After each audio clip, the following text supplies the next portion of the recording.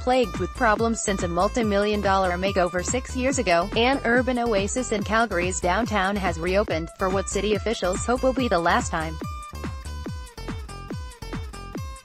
Devonian Gardens, a botanical refuge the size of 2 football fields on the top floor of the core shopping center, quietly reopened to the public Monday, after being shuttered for 2 years to allow officials to track down the source of leaking planter beds that led to persistently dripping water that worked its way into other parts of the mall, softening ceilings and destroying drywall.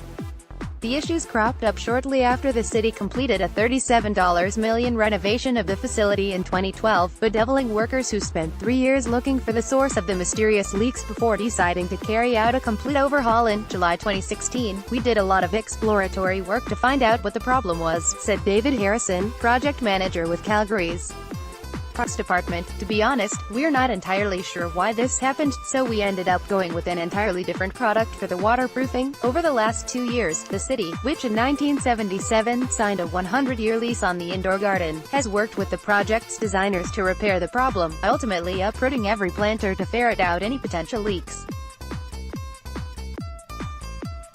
That required removing and storing plants, soil and planters to ensure the work was done properly. "The logistics made it much more complicated than you'd think it is," Harrison said. "We thought since we were doing the work anyway that we would address every single planter to make sure everything was working." All of the repair work, Harrison said, was covered under warranty and won't cost the city any additional taxpayer dollars.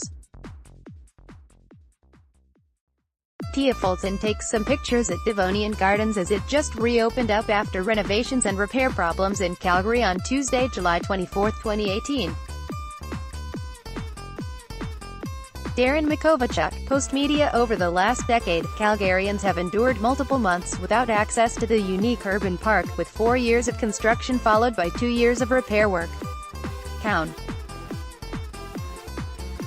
Drew Farrell, whose inner-city ward includes much of the downtown, said the loss of the popular escape for both office workers and families has been a tremendous burden. "It was a complicated project and much of it was outside our control, and those delays have been so frustrating," she said.